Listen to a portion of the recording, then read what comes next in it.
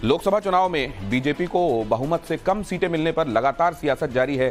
संघ के नेता इंद्रेश कुमार ने कहा है कि अहंकार की वजह से सिर्फ 240 सीटें मिली। हालांकि आरएसएस ने इस बयान से किनारा कर लिया है, लेकिन कम सीटें मिलने को लेकर खासकर यूपी में बीजेपी के अप्रत्याशित हार पर मंथन जारी है। सवाल है कि हार पर जारी मंथन से जो विष निकलेगा उसे पिएगा कौन? प्रदेश बीजेपी के अध्यक्ष भूपेंद्र चौधरी या मुख्यमंत्री योगी आदित्यनाथ, या फिर सामूहिक जिम्मेदारी ली जाएगी? क्योंकि फीडबैक के दौरान हारे हुए कैंडिडेट्स ने जो बंद लिफाफे दिए हैं उसमें राजा भैया के अलावा और 6 वजहें बताई गई हैं। वो वजहें क्या क्या हैं? बिग एंड बोल्ड की पहली एक्सक्लूसिव रिपोर्ट।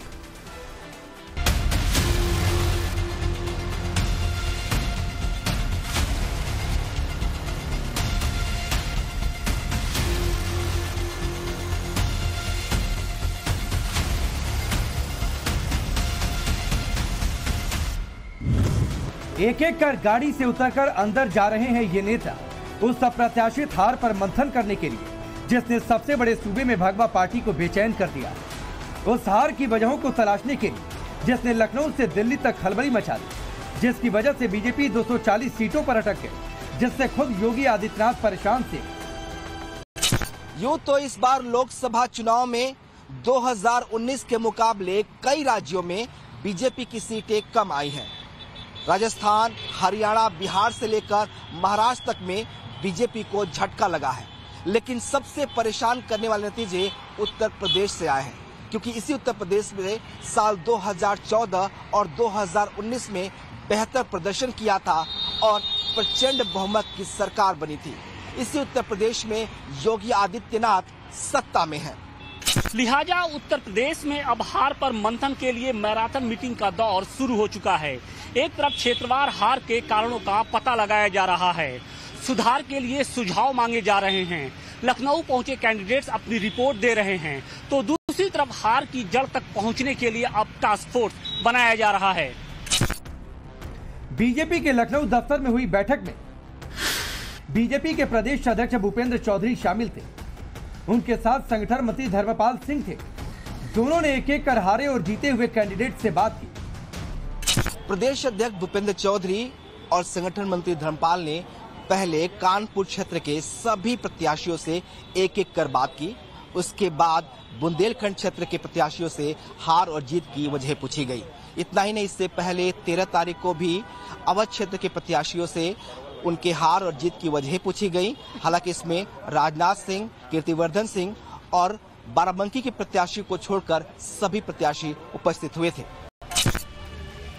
2 दिनों से जारी बैठक में अलग अलग क्षेत्र के अलग अलग कैंडिडेट्स ने हार की अलग अलग वजहें बताई। सूत्रों की बारी तो बंद लिफाफे में जो रिपोर्ट दी गई है उसके मुताबिक संविधान बदलने का जिक्र, आरक्षण पर अफवाह, जाति बंधन, पार्टी कार्यकर्ताओं की उदासीनता, पार्टी के अंदर भीतरघात हार की वजहों में शामिल है। कुछ प्रत्याशियों ने जल्द टिकट के ऐलान से भी नुकसान की बात कही है। सूत्रों के मुताबिक ज्यादातर कैंडिडेट्स ने अपनी रिपोर्ट में इन्हीं 6 वजहों का जिक्र किया है। अपनों ने हमें लूटा, गैरों में कहाँ दम था, मेरी कश्ती वहाँ डूबी जहाँ पानी कम था। सब कुछ सबकी जानकारी में है और सब कुछ जानकारी है, और जानकारी लेकर के उसमें समय से हमारा शीर्ष नेतृत्व तो उसमें कार्रवाई करेगा। ऐसे ही सूबे के दूसरे हिस्सों के भी उम्मीदवारों ने अपनी हार जीत की वजह बताई। कार्यक्रम है, अभियान है हमारे, उनकी सबकी समीक्षा करके और आगे पूरी कार्य योजना बनाकर पूरी ताकत के साथ भारतीय जनता पार्टी को आगे बढ़ाने का काम करें। बीजेपी में हार के कारणों का पता लगाने के लिए अब सेकेंड लेवल की तहकीकात शुरू हो चुकी है।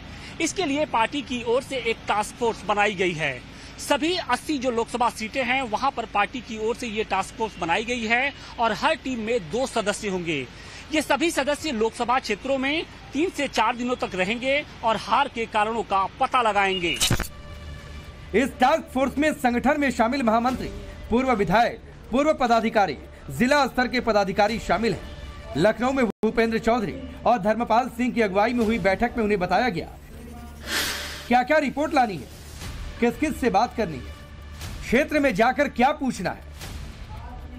पार्टी के वरिष्ठ नेताओं से मंत्र लेने के बाद टास्क फोर्स 15 जून से अपने काम में लग जाएगी। ये इसलिए भी जरूरी है क्योंकि पश्चिमी उत्तर प्रदेश में संजीव बालियान बनाम संगीत सोम की लड़ाई पर विराम लगता नजर नहीं आ रहा।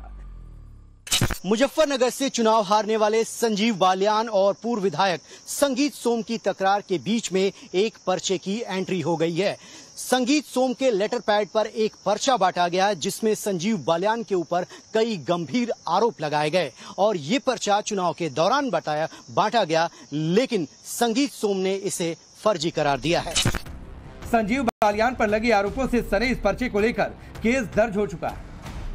मेरे लिए भी जांच का विषय है, वो किसने बांटी है। मैं उस प्रेस नोट के खिलाफ मुकदमा कराऊंगा और मेरी तरफ से कोई ऐसी इस तरीके की विज्ञप्ति नहीं है, ना मैं कोई इस तरीके की विज्ञप्ति बांटी है। यही कारण है कि हार की असली वजहों तक पहुंचने के लिए बीजेपी राज्य स्तरीय अभियान चला रही है। जब हार पर हाई प्रोफाइल माथापच्ची चल रही है तो राजा भैया के फैक्टर की भी चर्चा हो रही है।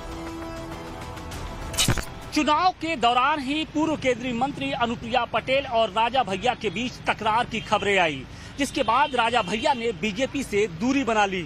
सूत्रों के मुताबिक राजा भैया बनाम अनुप्रिया पटेल की इस लड़ाई का असर पूर्वांचल की 4 सीटों पर सीधे तौर पे देखने को मिला। दरअसल राजा भैया का प्रयागराज के आसपास 4 लोकसभा क्षेत्रों में असर माना जाता है, जिसमें प्रतापगढ़, कौशाम्बी, जौनपुर और अमेठी है। इन चारों लोकसभा क्षेत्र में एनडीए को हार मिली है। बीजेपी के नेता समीक्षा की बात कह रहे हैं। किन जातियों के कारण, किन मुद्दों के कारण, किन बयानों के कारण, किन तैयारियों के कारण, इन सारे मुद्दों पर विस्तृत तौर पर पार्टी समीक्षा कर रही है और समीक्षा के बाद ही कुछ कहा जा सकता है। चारों लोकसभा सीट पर राजा भैया का असर जानने के लिए टाइम्स नाउ नवभारत की टीम प्रतापगढ़ पहुंची। वहां के लोगों से बात की। लोगों ने क्या कहा वो भी सुनिए। राजा भैया के समर्थकों के सपोर्ट से ही समाजवादी पार्टी का 100% प्रभाव पड़ा है। राजा भैया के समर्थक ने सपोर्ट किया, उसका पूरा समीकरण बदल गया। राजा भैया का इस बार चुनाव में बहुत अच्छा प्रभाव रहा और उन्हीं की वजह से कौशाम्बी सीट सपा को मिली और उन्हीं के ही वजह से प्रतापगढ़ की सीट मिली। अब की बार प्रतापगढ़ में चुनाव में माननीय राजा भैया का प्रभाव अच्छा था, क्योंकि उनकी जन्मभूमि है और प्रतापगढ़ के ही रहने वाले हैं माननीय रघुराज प्रताप सिंह उर्फ राजा भैया जी, जिनका अपना ही एक अस्तित्व है, अपनी पहचान है। माइक्रो लेवल पर यूं ही मंथन नहीं हो रहा बीजेपी में। असल में जिस यूपी में 10 साल पहले सत्ता में नहीं रहने के बावजूद बीजेपी 71 सीटें जीती, वहां करीब करीब आधे पर आकर अटक गई। 2019 में बीजेपी ने 62 सीटें जीती थी।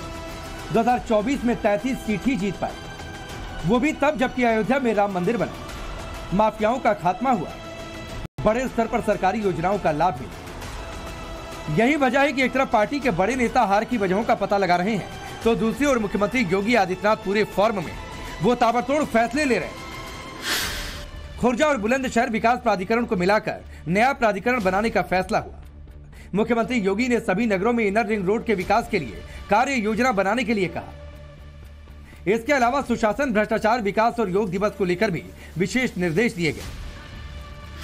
मुख्यमंत्री योगी आदित्यनाथ ने प्रशासन से कहा है कि संवाद और समन्वय बनाकर जनता का विश्वास जीते, जनप्रतिनिधियों का मार्गदर्शन लेकर उनसे परियोजनाओं के संबंध में चर्चा करें।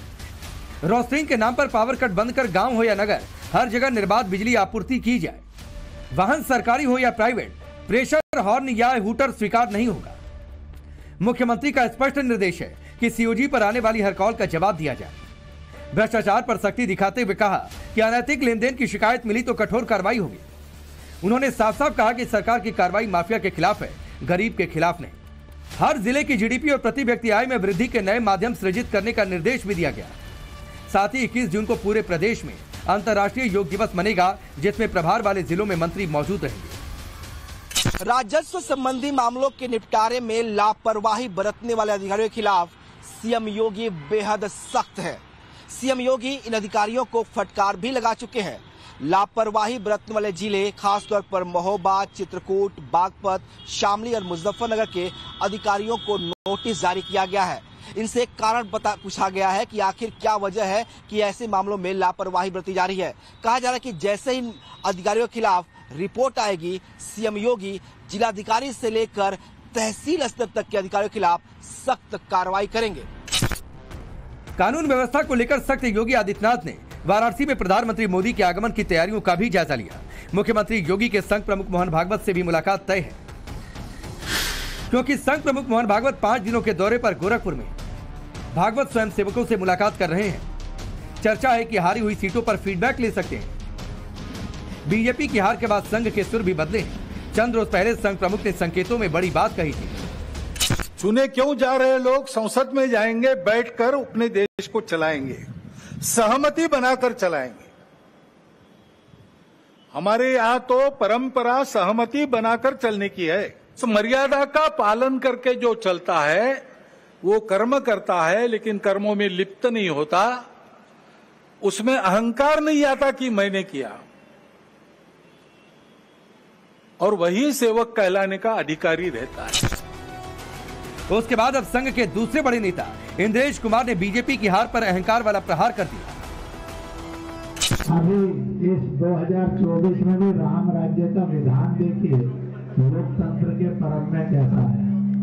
जिन्होंने राम की भक्ति की पर धीरे धीरे अहंकार आ गया, उस पार्टी को सबसे बड़ी पार्टी घोषित कर दिया, और उसका और जो पूरा उसको मत मिलना चाहिए, जो शक्ति मिलनी चाहिए, वो भगवान ने अहंकार के कारण बोला।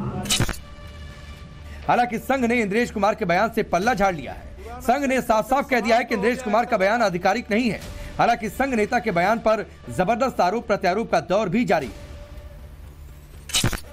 जाहिर है, अगर संघ के बयान के बाद केंद्र में बीजेपी परेशान सी दिख रही है, तो इसकी वजह है सत्ता के शीर्ष पर पहुंचने के बावजूद 240 के आंकड़ों पर सिमट जाना। और इसकी सबसे बड़ी वजह रही यूपी में बीजेपी की अप्रत्याशित विफलता।